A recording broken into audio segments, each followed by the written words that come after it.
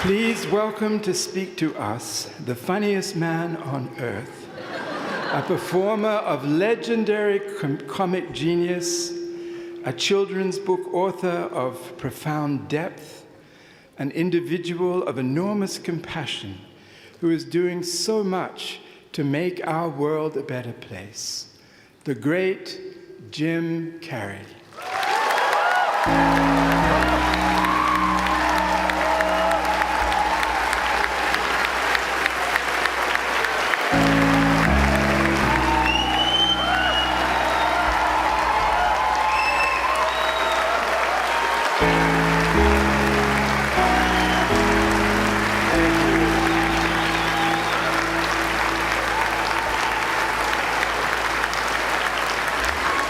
What are you sitting down for?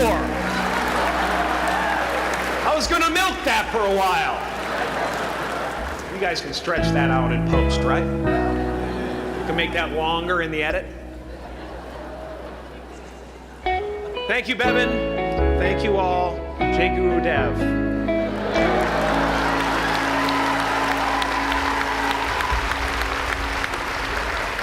I brought one of my paintings to show you today. I hope you guys are going to be able to see it okay. It's not one of my bigger pieces, so you might want to move down front. Get a good look at it. Faculty, parents, friends, dignified guests, graduating class of 2014. And all the dead baseball players coming out of the corn to be with us today. After the harvest, there's no place for them to hide. Fields are empty. There's no cover there. I'm here to plant a seed today, a seed that will inspire you to move forward in life with enthusiastic hearts and a clear sense of wholeness. The question is, will that seed have a chance to take root? Or will I be sued by Monsanto and forced to use their seed?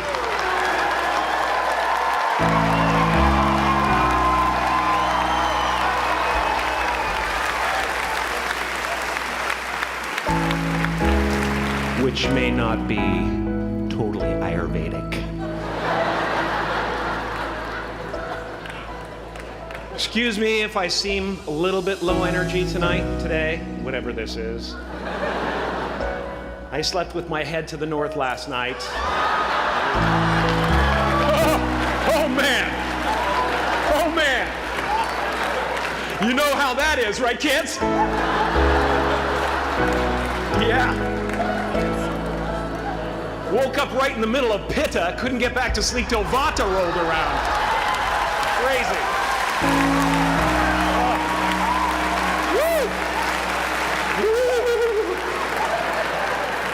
But I didn't freak out, you know. I used that time to eat a large meal.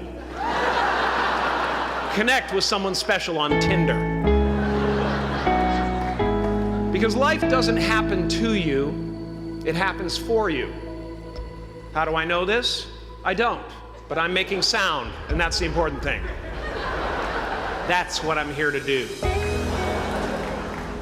Sometimes I think that's the only thing that's important, really, you know? It's just letting each other know we're here, reminding each other that we're part of a larger self. I used to think Jim Carrey is all that I was. Just a flickering light, a dancing shadow, the great nothing masquerading as something you can name. Seeking shelter in caves and foxholes dug out hastily, an archer searching for his target in the mirror, wounded only by my own arrows. Begging to be enslaved, pleading for my chains, blinded by longing and tripping over paradise.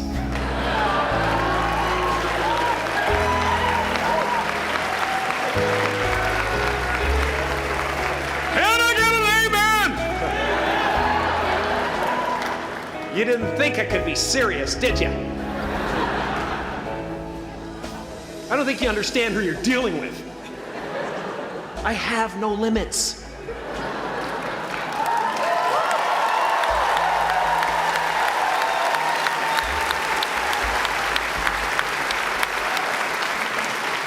I cannot be contained because I'm the container. You can't contain the container, man. You can't contain the container. I used to believe that who I was ended at the edge of my skin, that I had been given this little vehicle called a body from which to experience creation. And though I couldn't have asked for a sportier model, it was, after all, a loaner and would have to be returned. Then I learned that everything outside the vehicle was part of me too. And now I drive a convertible.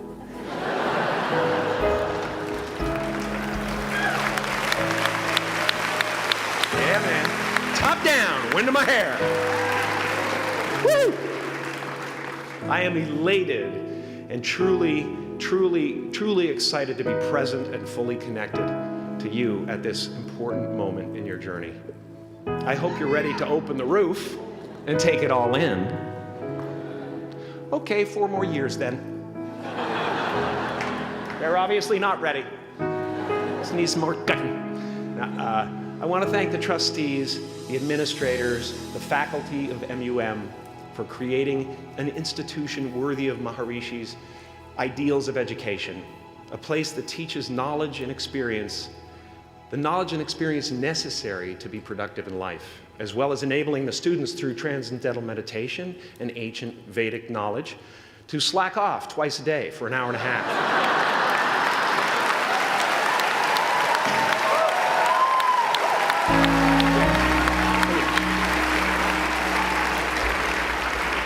Don't think you're fooling me.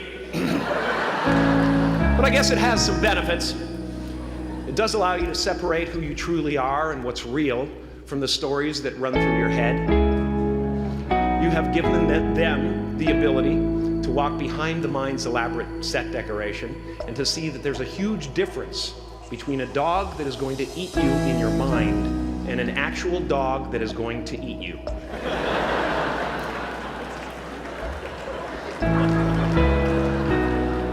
That may sound like no big deal, but many never learn that distinction. They spend a great deal of their lives living in fight or flight response. I'd like to acknowledge all of you wonderful parents. Way to go. What a fantastic job you've done.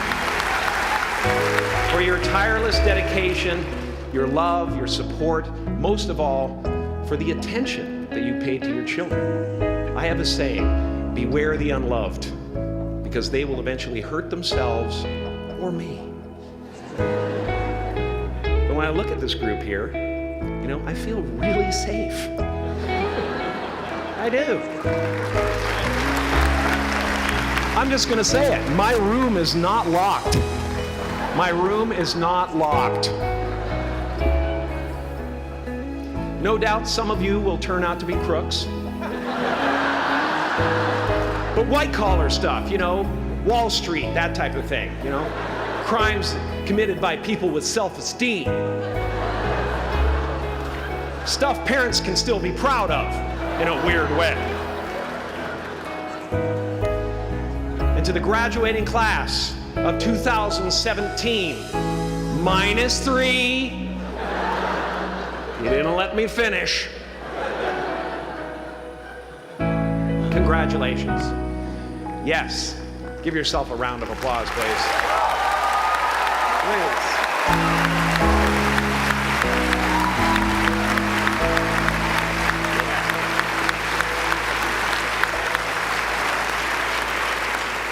You are the vanguard of knowledge and consciousness, a new wave in a vast ocean of possibilities.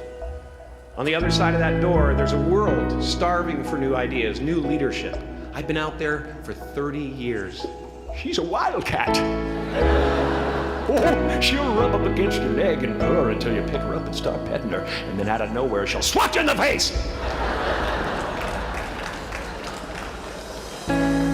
It can be rough out there, but that's okay, because there's soft serve ice cream with sprinkles. I guess that's what I'm really trying to say here today. Sometimes it's okay to eat your feelings. Now, fear is going to be a player in your life, but you get to decide how much. You can spend your whole life imagining ghosts, worrying about the pathway to the future, but all there will ever be is what's happening here, and the decisions we make in this moment, which are based in either love or fear. So many of us choose our path out of fear disguised as practicality. What we really want seems impossibly out of reach and ridiculous to expect, so we never dare to ask the universe for it. I'm saying I'm the proof that you can ask the universe for it. Please.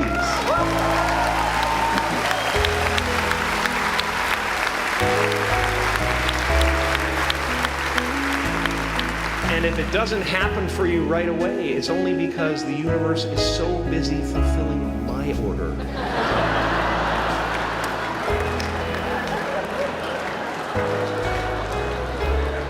Party size!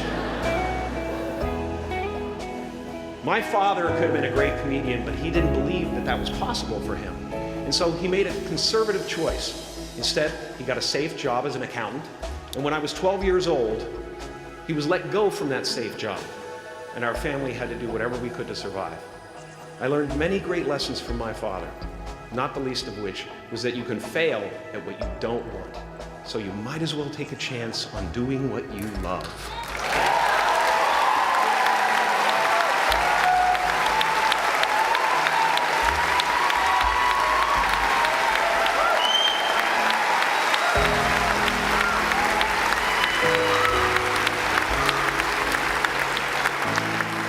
It's not the only thing he taught me, though.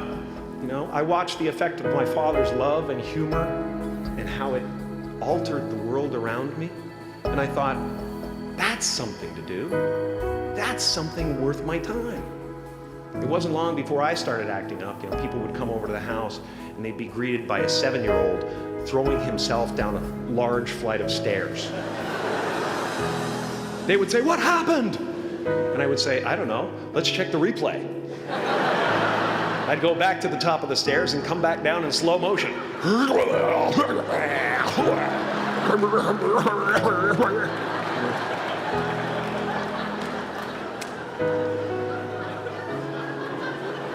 It was a very strange household. My father used to brag that I wasn't a ham, I was the whole pig. And he treated my talent as if it was his second chance. When I was about 28, after a decade as a professional comedian, I realized one night in LA that the purpose of my life had always been to free people from concern, just like my dad. And when I realized this, I dubbed my new devotion the Church of Freedom from Concern. The Church of FFC.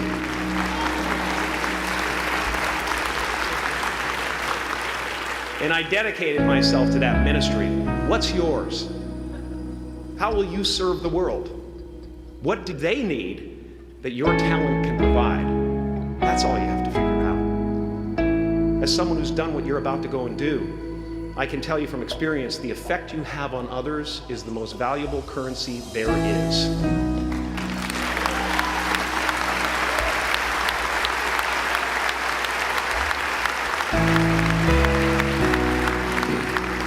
Because everything you gain in life will rot and fall apart, and all that will be left of you is what was in your heart. My choosing to free people from concern got me to the top of a mountain. Look where I am. Look what I get to do. Everywhere I go. I'm going to get emotional because when I tap into this, it really is extraordinary to me. I did something that made people present their best selves to me wherever I go.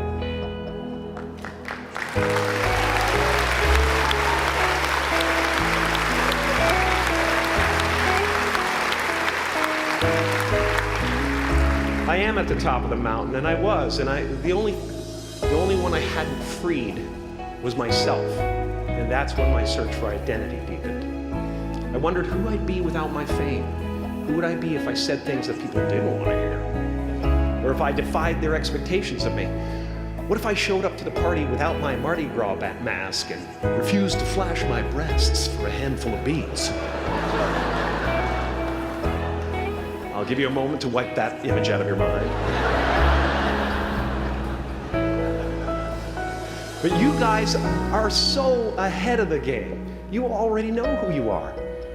And that peace that we're after lies somewhere beyond personality, beyond the perception of others, beyond invention and disguise, even beyond effort itself. You can join the game, fight the wars, play with form all you want, but to find real peace, you have to let the armor go.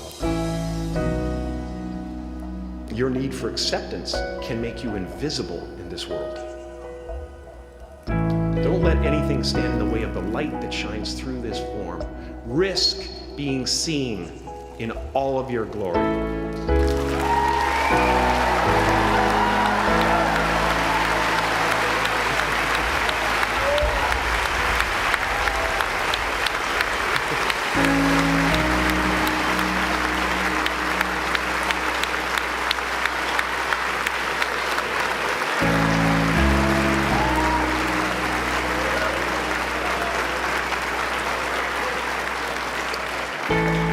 It's not big enough. This painting is big for a reason. It's called high visibility. It's about picking up the light and daring to be seen. Here's the tricky part. Everyone is attracted to the light. The party host up at the top, who thinks unconsciousness is bliss and is always offering to drink from the bottles that empty you. Misery below her. Despises the light, can't stand when you're doing well, wishes you nothing but the worst. The Queen of Diamonds, under him, needs a king to build her house of cards. And the hollow one down bottom there will cling to your leg and say, please don't leave me behind, for I have abandoned myself. Even those who are closest to you, most in love with you, the people you love most in the world, will find clarity confronting at times. This painting took me thousands of hours to complete. And when I was finished, thank you, thousands of hours, yes. I'll never get them back. I'll never get them back. I worked on this for so long. I was weeks and weeks like a madman alone on the scaffolding. And when I was finished, one of my friends said, this would be a cool blacklight painting. So I started over.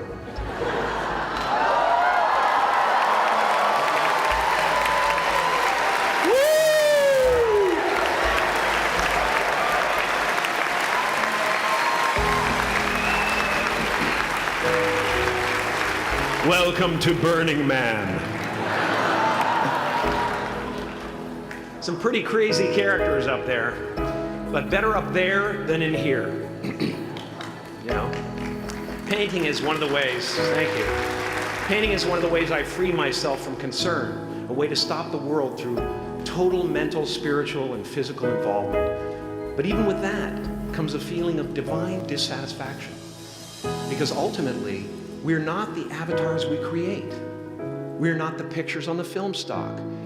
We are the light that shines through. All else is just smoke and mirrors, distracting, but not truly compelling. I've often said that I wished people could realize all their dreams and wealth and fame, and so that they could see that it's not where you're going to find your sense of completion. Like many of you, I was concerned about going out into the world and doing something bigger than myself, until someone smarter than myself made me realize that there is nothing bigger than myself.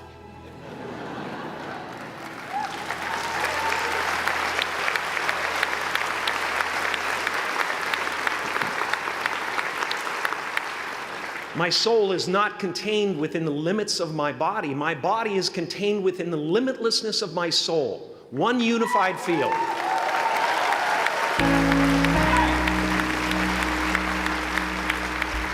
One unified field of nothing, dancing for no particular reason, except maybe to comfort and entertain itself.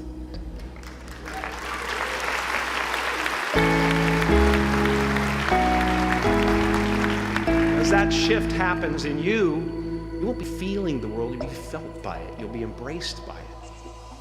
Now I'm always at the beginning. I have a reset button, and I ride that button constantly.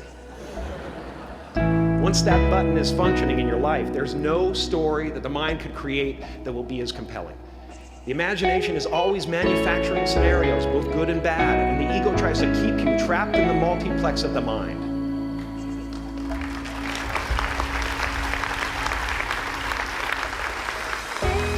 Our eyes are not viewers, they're also projectors that are running a second story over the picture that we see in front of us all the time.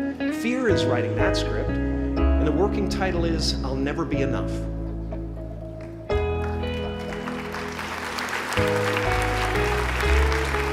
Now you're going to look at a person like me and say, how could we ever hope to reach those kind of heights, Jim? How can we make a painting that's too big for our home? How do you fly so high without a special breathing apparatus? This is the voice of the ego. And if you listen to it, there will always be someone who's doing better than you. No matter what you gain, ego will not let you rest. It will tell you you cannot stop until you've left an indelible mark on the earth, until you've achieved immortality. How tricky is this ego that it would tempt us with the promise of something we already possess?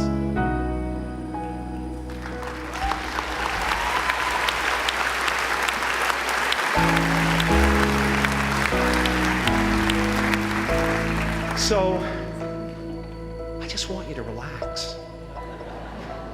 You know, that's my job. Relax and dream up a good life. I had a substitute teacher from Ireland in the 2nd grade who told my class during morning prayer that when she wants something, anything at all, she prays for it and promises something in return, and she always gets what she wants. I'm sitting in the back of the classroom, you know, thinking, well, my family can't afford a bike, you know. So I went home and I prayed for one. And I promised I would recite the rosary every night in exchange. Broke that promise. But 2 weeks later, I got home from school to find a brand new Mustang bike with a banana seat and Easy Rider handlebars. Yeah. From fool to cool.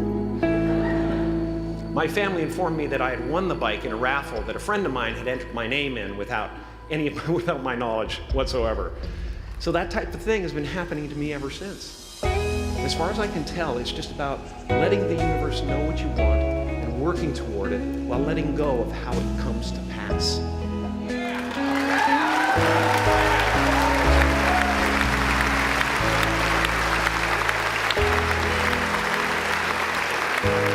Your job is not to figure out how it's going to happen for you, but to open the door in your head. And when the door opens in real life, just walk through it.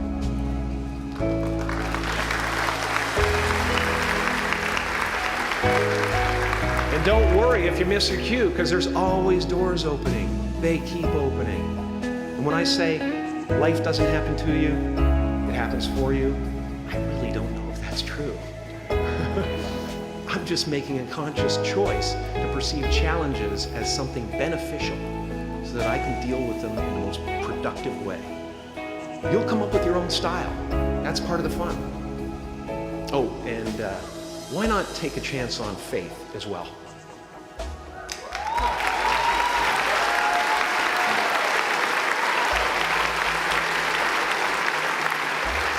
Take a chance on faith. Not religion, but faith. Not hope, but faith. I don't believe in hope. Hope is a beggar. Hope walks through the fire, and faith leaps over it.